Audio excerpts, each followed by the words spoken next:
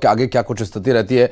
बहुत शुक्रिया फिलहाल आपका इस पूरे मामले पर जानकारी देने के लिए। और अंबिकापुर से अगली बड़ी खबर, शहर के 48 वार्ड्स में बिजली आपूर्ति बंद रहेगी। 100 से अधिक गांवों में बिजली सप्लाई बाधित रहेगी। आपको बता दें कि बिशनपुर विद्युत उपकेंद्र में मरम्मत का काम होना है। सुबह 9 बजे से 3 बजे तक बिजली की सप्लाई बाधित रहेगी। और साथ साथ आपको ये बता दें, करीब करीब 6 घंटे बिजली बंद रहेगी। पावर कट की वजह से लोगों को परेशानी हो सकती है। और किन किन क्षेत्रों में बिजली बंद रहेगी और लगभग जो 6 घंटे का समय बताया जा रहा है बिजली आपूर्ति के बाधित रहने का, इस पर भी आपको और जानकारी देंगे। 100 से अधिक गांव बताए जा रहे हैं जिसमें बिशनपुर विद्युत केंद्र में मरम्मत का काम होना है, जिसके चलते बिजली की सप्लाई बाधित रहेगी। तो 100 से ज्यादा गांव प्रभावित होंगे और इन गांव का जो दायरा है क्या कुछ रहेगा, जानकारी लेंगे श्रवण महंत से। श्रवण, आज बत्ती गुल रहेगी? जी बिल्कुल, आज जो है पूरे शहर के साथ साथ ग्रामीण इलाकों की बिजली गुल होने वाली है। इसका जो कारण है वो ये बताया जा रहा है कि जो लंबे समय से बिशनपुर जो मेन पावर स्टेशन है वहां पर काम नहीं हुआ था।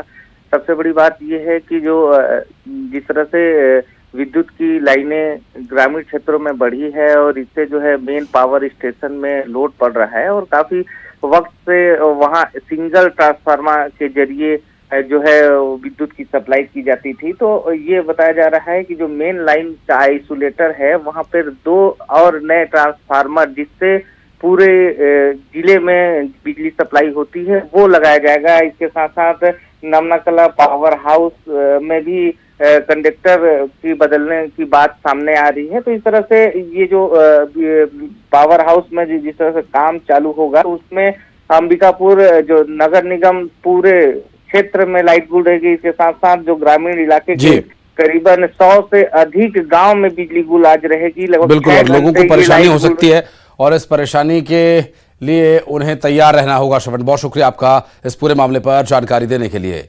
और उज्जैन वासियों को जल्द ही महाकाल के दर्शन के लिए विशेष सुविधा मिलने वाली है।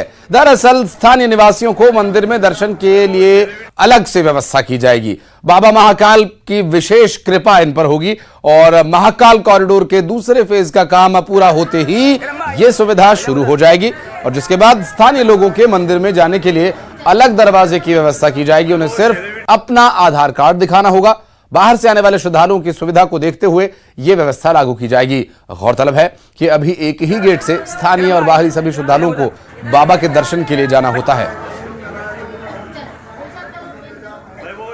जी, बाबा महाकालेश्वर हम सबके हैं और उज्जैन वासियों का बड़ा स्नेह है, बाबा की हम सब पे कृपा है और बाहर से आने वाले श्रद्धालुओं की हम सब लोग सेवा करते ही हैं और उनको अधिक से अधिक सुविधाएं हम देते भी हैं। मैंने पूर्व दिन जब मुख्यमंत्री जी उज्जैन में आए थे तब मैंने उनसे एक निवेदन किया था कि हमारे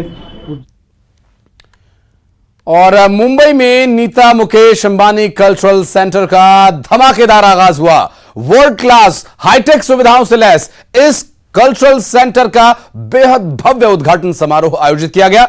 देश विदेश के कलाकारों ने, धर्म गुरुओं ने, स्पोर्ट्स और बिजनेस इंडस्ट्री के लोगों ने यहां पर अपनी मौजूदगी दर्ज कराई। शुक्रवार को नीता मुकेश अंबानी कल्चरल सेंटर का उद्घाटन हुआ और उद्घाटन समारोह की मेजबानी रिलायंस फाउंडेशन की चेयरपर्सन नीता अंबानी और उनकी बेटी ईशा अंबानी ने की। और इस भव्य समारोह में रिलायंस इंडस्ट्रीज के सीएमडी मुकेश अंबानी भी मौजूद रहे।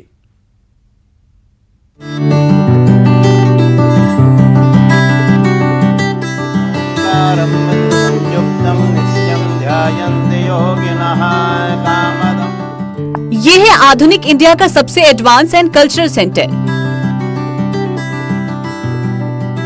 रिलायंस परिवार की देखरेख में बने इस कल्चरल सेंटर का शुक्रवार को देश दुनिया की जानी मानी हस्तियों की मौजूदगी में उद्घाटन हुआ था। नित्यं ध्यायन्ति योगिनः कामदं मोक्षदंश्चैव ओंकाराय नमो नमः। उद्घाटन समारोह की मेजबानी रिलायंस फाउंडेशन की चेयरपर्सन नीता अंबानी और रिलायंस रिटेल वेंचर्स लिमिटेड की निर्देशक ईशा अंबानी ने की। उद्घाटन समारोह में रिलायंस इंडस्ट्रीज के चेयरपर्सन मुकेश अंबानी भी मौजूद रहे। शुक्रवार को उद्घाटन के बाद से नीता मुकेश अंबानी कल्चरल सेंटर में लगातार रंगारंग कार्यक्रम जारी है।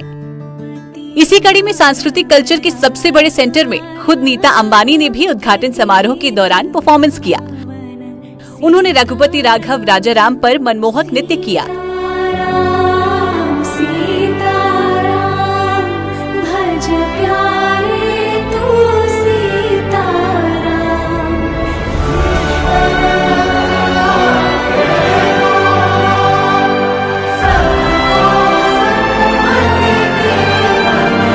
नीता मुकेश अंबानी कल्चरल सेंटर के उद्घाटन से एक दिन पहले पारंपरिक तरीके से रामनवमी की पूजा भी की गई, जिसमें तमाम हस्तियों ने शिरकत की और विधिवत ईश्वर की आराधना भी की गई। नीता मुकेश अंबानी कल्चरल सेंटर पर पूजा अर्चना के बाद नीता अंबानी ने कहा कि सांस्कृतिक केंद्र के सपनों को साकार रूप देना मेरे लिए एक पवित्र यात्रा की तरह रहा। थैंक यू, धन्यवाद, नमस्कार। Today, we are in the Amrit Kal of modern India, an auspicious time to begin a glorious new chapter for a proud, prosperous, strong and self-confident nation of 1.4 billion Indians. For Mukesh and me, the NMACC is a dream come true. For a long time, we had nurtured a dream that India should have a world-class cultural center. हम चाहते हैं कि यह एक ऐसा केंद्र बने जो कला, संस्कृति और ज्ञान की त्रिवेणी का संगम हो। ये कल्चरल सेंटर मुकेश अंबानी के भी दिल के काफी करीब है। उन्होंने कहा कि हम एक ऐसी जगह बनाना चाहते हैं जहां हमारी संस्कृति विरासत फले फूले, फिर चाहे वो सिनेमा हो या संगीत, नृत्य हो या नाटक, साहित्य हो या लोक कथाएं हो। For this arts and cultural center that Neeta has gifted not only the city of Mumbai but India, it really marks India's coming of age in this new India and the new era that we have. And we now have the infrastructure to produce world-class content. We have the infrastructure to invite everybody else from the rest of the world to come to Mumbai, and with that I hope that one day we have original shows that are produced by Indians and Mumbaiites here, and we go with a show from here to Broadway, and that is what is our wish. Incredible, isn't that amazing? Yes, I said I'm feeling so overwhelmed by the huge support that the cultural center is getting. वहीं Nita Mukesh Ambani cultural centre को लेकर ईशा अंबानी ने कहा कि इस centre को जीवंत बनाने को लेकर वो काफी उत्सुक थी। नीता मुकेश अंबानी कल्चरल सेंटर कला के प्रति उनकी मां नीता अंबानी के पूरे जीवन के समर्पण को लेकर सम्मान है।